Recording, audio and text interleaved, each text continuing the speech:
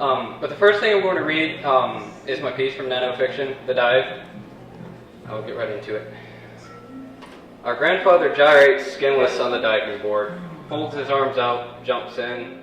Water turns pink, following the cramping of vulnerable red muscles twitching from chlorine. Lumps of tree sap collected near the bottom.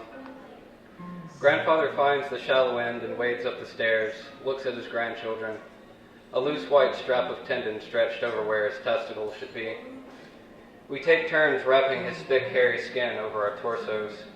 Susan is the youngest of us. She is having her turn fitting into grandfather's skin, sticking her legs down his legs and furls them up so they will better fit. She jokes about hemming them above her ankles. Sweat pours down our foreheads. I'm the oldest of the grandchildren. I won't get in the pool. Our grandfather's greasy, sweet pink coloration may get in my nose. Susan puts her arms in grandfather's arms and furls them up, says she'll hem those at the wrists. On her, the arms and legs look like fleshy accordions. When may I take off my skin? I ask. Grandfather crosses his fleshless arms, looks at me with bloodshot blue eyes, and grits his exposed incisors together. The teeth left are holding indentures. When you're old enough, you'll know, he gums. Susan comes forward and slings the skin over my shoulder and dives nose first into the pool.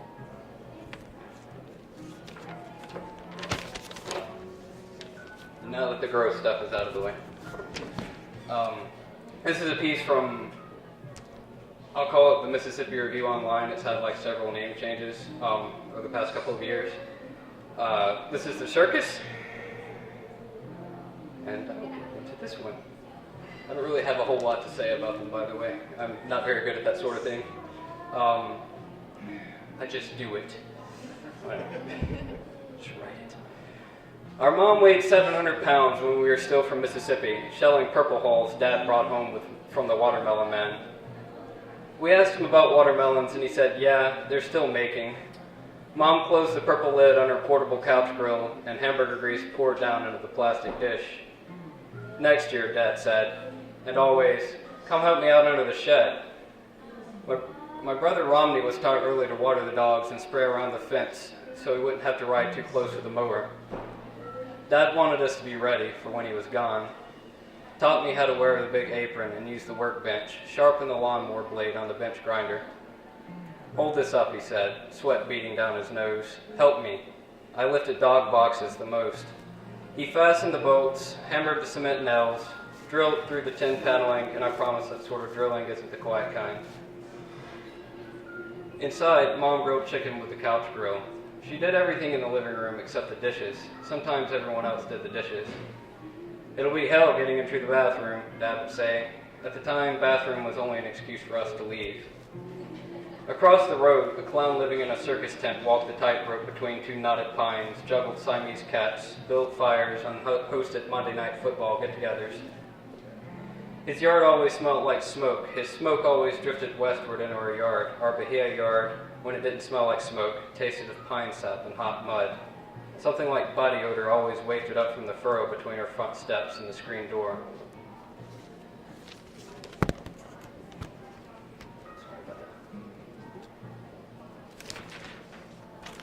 Inside, when Mom could work up the energy to get to the refrigerator, she would pop open a cylinder of croissants, fill them with whole milk, and spread them with burnt marshmallow cream and butter until it sticks when our mouths are full. Our tongues still melt, said Romney. Another day, Dad came home from a hard day of what he calls picking roses to clean up the mess Mom makes. He took photographs of her obesity for submission to the Copiah Lincoln Community College Alumni Directory. Once, the clown across the road tried to teach us the fundamentals of juggling live animals. The clawier the better, he honked. I'd rather beat a bush, Romney said. He was the sayer of things. So we went to the national forest and cut down an oak. Us and the clown and a flashlight.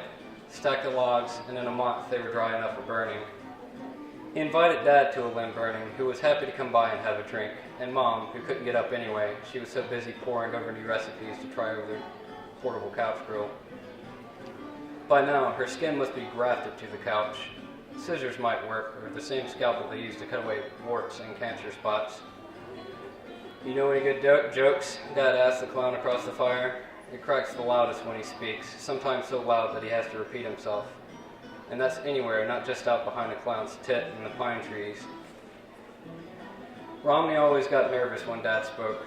When Dad asked a question, Romney scratched the dry eczema on the side of his head, or he'd look down and to the right a little, but that could have been his fascination with dirt or trimming. The clown, sitting atop a red rodeo barrel turned sideways, rubbed his blistered hands together while he was thinking. He never looked like much of a clown, to be honest. His cheeks were still red, where circus paint stuck the hardest. "I can tell you a train just went by," he said. Sniff. And he told us why. "I can see its tracks." And sure enough, the tracks were still there. Nothing would ever wash those away.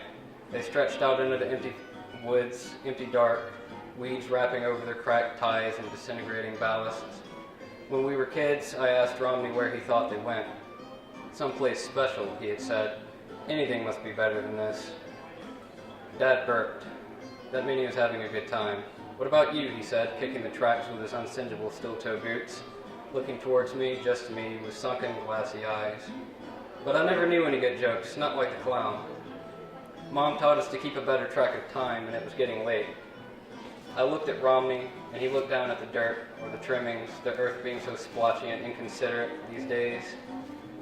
Being late is this sort of thing that's never funny, not with dimly lit photographs or marshmallow melted dessert waiting, that is, if we're lucky. Dad told the clown I'd be happy.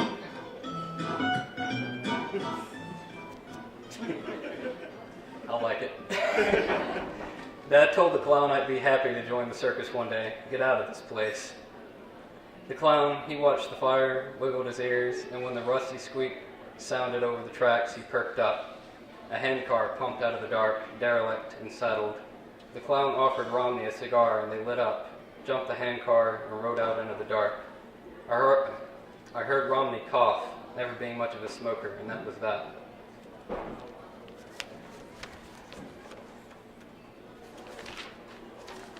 Mom still bakes croissants, sends hugs and kisses like there's some hope left.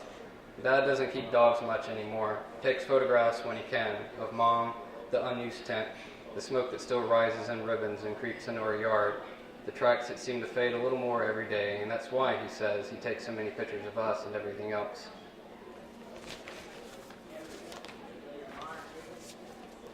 All right, I have one more. This was published recently in Decomp. It's one of the blocky flash fiction pieces. I don't really know what to call them, but I've taken an interest in them and writing them myself.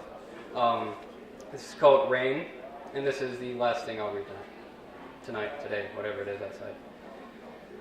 Before she went to sleep, our mother said she could see ghosts. She lies there dormant in the hospital bed in the dining room. She'd been half out of her mind. I nodded a lot. "Not ghosts," she corrected when I asked, smiling. "Spirits," she said, hiding away inside from the relentless heat, some larger than Dad's pickup, others small as a loaf of bread. The big ones were trying to steal her things. She kept asking us to go into her bedroom to make sure all her jewelry was still in the old box, that her wedding dress was still hanging in the plastic bag in the closet. She hinted that when the heat goes away, the spirits will leave. She talked about the spirits that look like insects, how they crawl over the ceiling and hide in the dark space between the refrigerator and the sink, a cool, damp place. The kitchen was inside of the dining room. We looked and nodded. "No, some spirits were better than others," she corrected. She saw her brother Joel looking in through the kitchen window from the flower bed, grinning at her. She saw her mother, too, just the nose up, because her mother had been short and the window was high off the ground. Her mother's eyes looked playful. She said it had been a calming experience. She didn't want her mother to leave. I've heard of people seeing spirits like this before they die. I don't believe it. My brother William believes it. He sits next to her in the bed now with a black leather-bound Bible in his hand. He'd been reading to her before all the lamps began to flicker, the heat of the outside oozing through the walls. It hasn't rained. The wind hasn't blown. No cloud in sight for several weeks. When she fell asleep, the clock in the microwave started to blink. Dad is in the bathroom shaving again. He usually calls her mother to come to the back and check his neck. Lately, he's been on the phone talking about her, watching her go. He doesn't know how to read to her like William.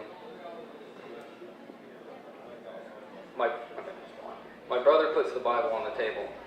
Our mother has been asleep for 3 days, but William still picks up the Bible and waits like he expects her to wait, as if the roof won't collapse on us at any minute. He stands and walks over to the kitchen window and looks around in the bushes for spirits. We go out into the heat and get away from the sound of her breathing. We're not looking for anything, just waiting. Our mother used to love sitting on the porch with a cigarette when it rained. She used to tell us the only way the rain makes it here is by magic, and I've tried harder than anyone to believe it. Thank you.